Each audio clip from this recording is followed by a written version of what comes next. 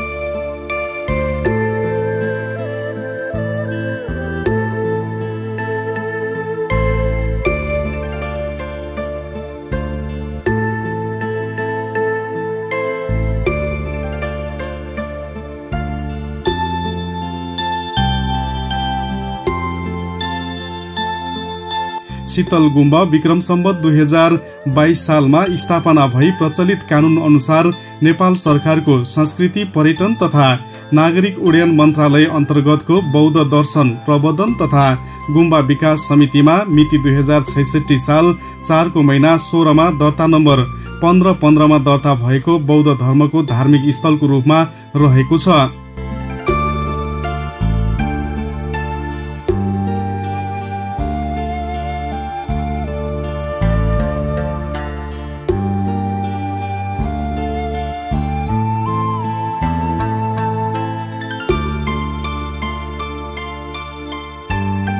So शीतल गुम्बामा राखिएको भगवान बुद्धको त्रिमूर्ति च्याढेरी सो गुरु रेम्बोर्जे र साक्य मुनि बुद्धको मूर्तिमा श्रद्धेय धर्मगुरु निमसाङ लामाज्यूबाट मिति 2082 साल वैशाख 24 र 25 गते सुङ भर्ने काम सम्पन्न भएको हो।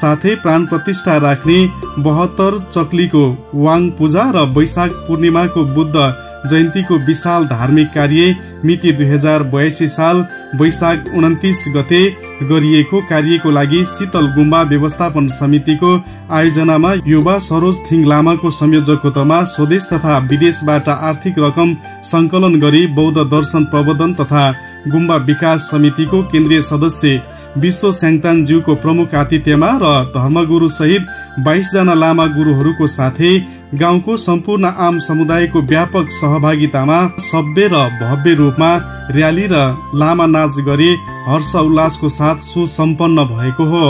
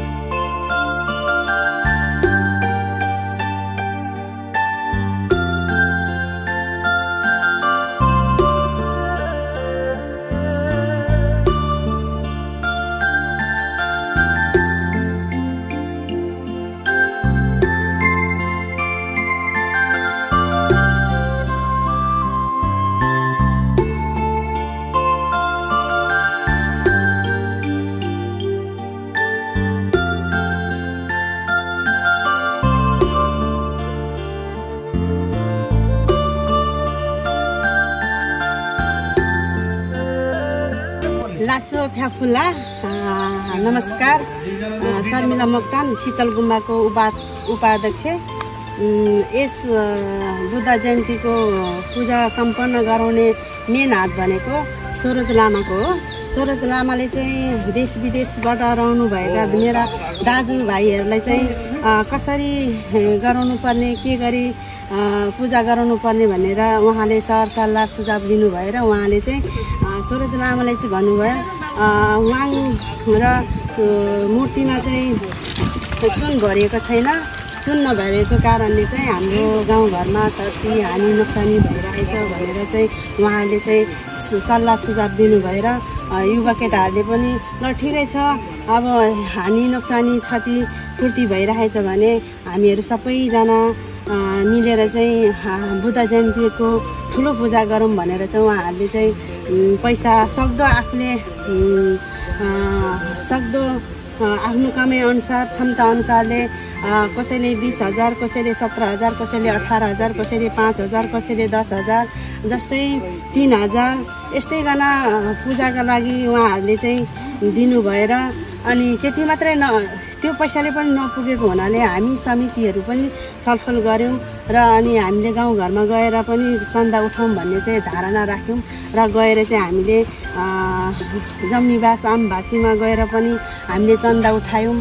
चन्दा उहाँहरूले पनि सक्दो सहयोग दिनुभयो 1,000, 500, 200, 250, 300। हामीले त्यहाँको पनि रकमले नपुगेको हुनाले चाहिँ हामीले फेरि एक लेबर गएर उठायौँ। 1 लेभल 3 नम्बर कुसिमिसाना बटेश्वरमा पनि गएर हामीले पैसा सङ्कलन गर्यो। त्यो पैसाले पनि नपुग्ने भएपछि हामीले चाहिँ शीतल गुम्बाको व्यवस्थापन समितिबाट चाहिँ सबैलाई मेरो तर्फबाट धन्यवाद दिन चाहन्छु। नमस्कार। लासो फ्याफुल्ला, मेरो नाम चाहिँ ओम प्रकाश वाइबा,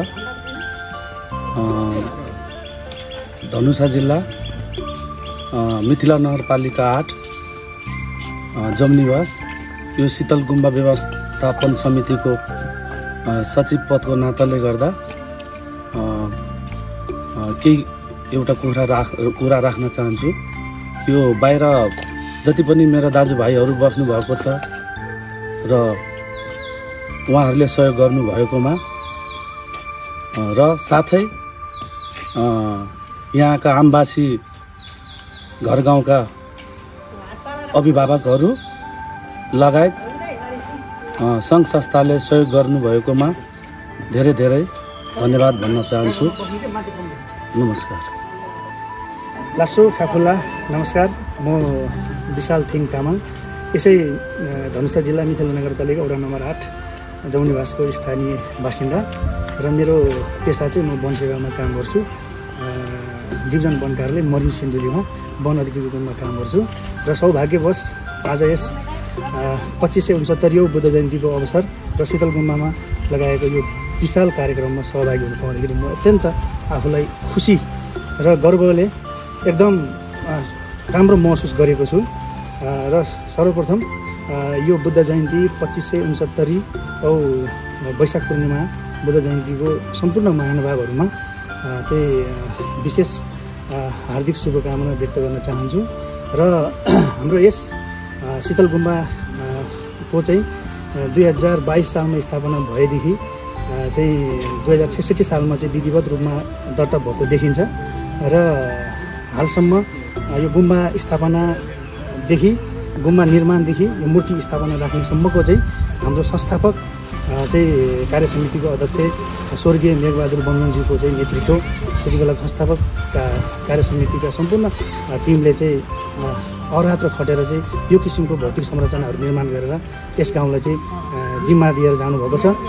र यस शीतल गुम्बामा चाहिँ यो गुम्बालाई चाहिँ पूजाआजा र एउटा चाहिँ विधिपूर्वक चाहिँ पूजा सम्पन्न गर्नको लागि चाहिँ हामीले यस शीतल गुम्बामा चाहिँ जुन प्राण प्रतिष्ठा राप्ने पूजा र 72 चपिलीको वाङ पूजाको चाहिँ धर्मगुरु श्रद्धेय निमासङ लामाज्यूबाट धेरैजना लामाहरूबाट चाहिँ हामीले यस गुम्बाको चाहिँ प्राण प्रतिष्ठाको पूजा सम्पन्न गर्न आज यो गइरहेका छौँ।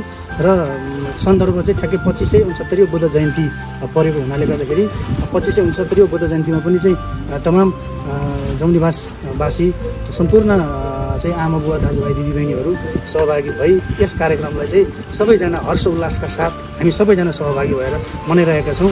र यो मनाउँदै गर्दाखेरि चाहिँ यसरी हामीले आज यो मनाउन पाएको यो जुन बुद्ध जयन्तीलाई अवसर पारेर यो जुन कार्यक्रम छ यसमा चाहिँ यो सामान्य चाहिँ यो चाहिँ रकमले भएको होइन। जहाँसम्म यो हाम्रो यसको आयोजक शीतल गुम्बा व्यवस्थापन समितिको आयोजनामा यसको चाहिँ यो चाहिँ कार्यक्रम संयोजकको रूपमा चाहिँ युवाको तर्फबाट चाहिँ सरोज थिङ लामा ज्यूबाट चाहिँ सम्पूर्ण हाम्रो चाहिँ स्वदेश तथा विदेशमा रहनुभएका युवा तथा सम्पूर्ण हाम्रा गाउँवासी र छिमेकी सम्पूर्ण हाम्रो महानुभावहरूको चाहिँ आर्थिक सहयोगको चाहिँ सङ्कलनबाट चाहिँ हामीले यो बृहत शीतल गुम्बामा गरिने पूजा र यो बुद्ध जयन्तीको कार्यक्रमहरू चाहिँ सम्पन्न गराउन हामी यस जौनिवासवासी सफल भएको छौँ। यस मानेमा यहाँहरू आर्थिक सहयोग गर्ने सहयोगी दाताहरू सम्पूर्णलाई स्वदेशमा रहने विदेशमा रहने सम्पूर्ण महानुभावहरूलाई म मेरो व्यक्तिगत र यो गाउँवासीको स्थानीयको नाताले पनि यहाँहरूलाई सबैलाई म हार्दिक नमन र धन्यवाद व्यक्त गर्न चाहन्छु। र फेरि पनि यस बुद्ध जयन्ती कार्यक्रममा चाहिँ भक्तजनको रूपमा चाहिँ पाल्नुहुने अन्य छिमेकी र गाउँवासी सम्पूर्णले पनि चाहिँ पालेर हाम्रो यो शीतल गुम्बालाई चाहिँ एउटा चाहिँ यसमा चाहिँ गरिमा बढाइदिनु भएको हुनाले गर्दाखेरि पनि सम्पूर्ण भक्तजनहरूमा पनि चाहिँ जौनिवासवासीको नाताले चाहिँ यहाँहरूलाई सबैलाई हार्दिक धन्यवाद दिँदै म पनि बिदा हुन चाहन्छु। हस्, धन्यवाद, नमस्कार। लासो फ्याफुल्ला न्यालामिन जानकी देवी तामाङ न्याला दिम जमनिवास नामसरी यहाँ गुम्बा व्यवस्थापनला को सदस्य धन्यवाद। लासो फ्याफुला आलमिन्जा श्यामबहादुर तामाङ स्याङदान जमनिवास मिथिला नगरपालिका वार्ड नम्बर 8 र 2569 बुद्ध जयन्तीला उपलक्ष्यरी शीतल गुम्बा समितिला संयोजकला तर्फग्यामसे जम्मान लासो फ्याफुल्ला र विदेश ग्याम स्वदेश ग्याम जम्मासेन छु गुम्बा द सहयोग लाबला उपलक्ष्यरी छु शीतल गुम्बाला तर्फ समितिला तर्फग्याम से विषय नाम सले जमालन मिला जा भने अनुसार विदेश रिस्युबा जमान ता लानन धन्यवाद लासो फ्याफुल्ला लासो नालामिन सरोज तामाङ नालादिम जमनिवास धार्मिक कार्यक्रमको संयोजक। सर्वप्रथम त म के भन्न चाहन्छु भने तपाईहरुलाई सर्वप्रथम त पुरानो समितिको अध्यक्ष हाम्रो स्वर्गीय मेघबहादुर जिल्ला म धेरै धेरै धन्यवाद दिन्छु र उहाँसँग भएको समितिकोलाई पनि म धेरै धेरै धन्यवाद दिन चाहन्छु। उहाँहरूले गर्दाखेरि यो मठ मन्दिर चाहिँ एउटा गुम्बाको व्यवस्थापन गर्नुभयो, त्यस कारणले गर्दा उहाँहरूले कार्यक्रम चाहिँ गर्न सफल हुन भयो। त्यही भएर उहाँहरूलाई फेरि पनि म एकचोटि स्वर्गीय मेघबहादुर बब्जनको अध्यक्षतामा र सम्पूर्ण उहाँसँग हुने समितिलाई धेरै धेरै धन्यवाद दिन चाहन्छु। यति भन्दै चाहिँ यो 2569 बुद्ध जयन्तीको उपलक्ष्यमा चाहिँ हामीले गुम्बाको 3टा मूर्ति त्रिमूर्तिमा चाहिँ एउटा च्याङ्ग्रेसे गुरु रेम्बोजे शाक्यमुनि बुद्ध भगवानको चाहिँ उहाँहरूकोमा चाहिँ सुन भर्ने एउटा चाहिँ हामीले 23 गतेबाट स्टार्ट गरेको। 23 गतेबाट 2 दिन लाग्ने जस्तो भयो, 2 दिन लाग्यो र हामीले चाहिँ प्रमुख लामाको चाहिँ निमासाङ लामाको जिउबाट चाहिँ हामीले त्रिमूर्तिमा 3टा मूर्तिमा चाहिँ हामीले सुन भर्ने काम पनि गरियो र 29 गतेको बुद्ध जयन्तीमा चाहिँ हामीले पुरै एउटा भव्यको साथ चाहिँ कार्यक्रम धापी प्राण प्रतिष्ठान पूजा सम्पन्न गर्यो र 72 चक्लीको वाङ पनि थापियो र सबै कुरा गर्दै जाँदाखेरि चाहिँ यो कसरी भयो भन्दाखेरि चाहिँ देश विदेशमा रहनुहुने उहाँ र सम्पूर्ण हाम्रा छिमेकी लगायत सम्पूर्णको चाहिँ समिति र हाम्रा यो जमनिवासमा मिथिलानगर 8 मा बसिरहने जमनिवासका युवाहरूदेखि लिएर बुढापाकाहरूदेखि लिएर सब आम समुदाय मान्छेहरूले चाहिँ सहयोग गरेर चाहिँ यो कार्य सम्पन्न गराउनलाई चाहिँ ठुलो हात उहाँहरूको पनि हुन्छ र यसै गर्दा भन्दै जाँदाखेरि चाहिँ मलाई फेरि कुरा जोड्न मन लाग्यो। के कुरा हो भन्दाखेरि चाहिँ हाम्रो विदेशमा रहनुहुने दाजुभाइ मामा काका काकी सम्पूर्णहरूले चाहिँ आफ्नो खुन पसिना बगाएर आफ्नो क्षमता अनुसारको सहयोग गर्दा मलाई एकदमै खुसी छ। म अझै पनि अपेक्षा सबै सम्पूर्ण चाहिँ को गाउँवासीको एउटा चाहना छ, उहाँहरूले सहयोग गर्यो भने चाहिँ उहाँहरूले यति धेरै पुण्य काम गर्नुभयो र फेरि पनि मलाई लाग्छ उहाँहरूले अझै पनि पुण्य काम गर्नुहुन्छ भनेर आशा गरेको छु। अब यति भन्दै म आयोजक टिम र सम्पूर्ण सहयोग गर्ने दाताहरू साथै विदेशमा रहने दाजुभाइ मामा काका सम्पूर्णलाई चाहिँ धेरै धेरै धन्यवाद दिन चाहन्छु। धन्यवाद। लासो फ्याफुला नालामिन मिना घिसिङ मिथिला नगरपालिका 8 जमनिवास यस शीतल गुम्बाको म सदस्य। धन्यवाद। लासो नालामिन कृष्णबहादुर तामाङ छु गुम्बा व्यवस्थापन समितिला सदस्य नाला नाम्स जमनिवास मिथिला नगरपालिका 8। धन्यवाद।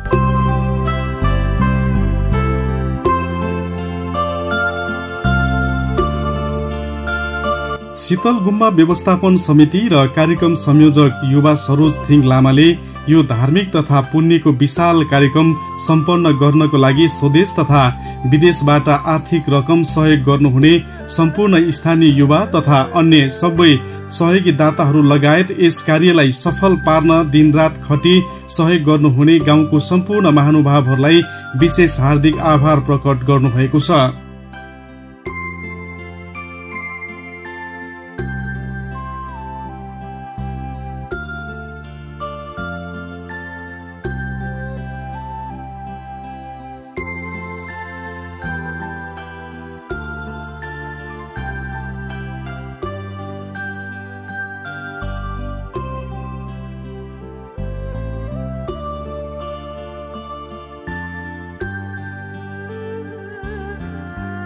आगामी दिनहरूमा समेत यहाँहरूको सबैबाट यस्तै निरन्तर सहयोगको अपेक्षा राखेका छौं भनी आशा गर्नुभएको छ।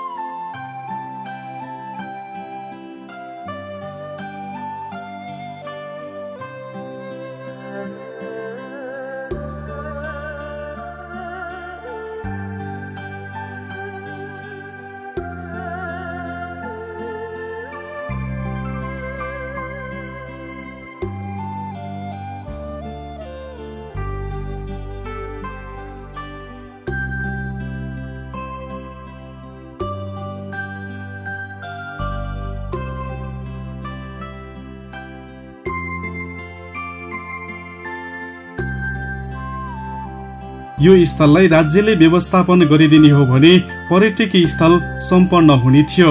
शीतल गुम्बा व्यवस्थापन समिति, मिथिला नगरपालिका वडा नम्बर 8, जमुनीवास, धनुषा।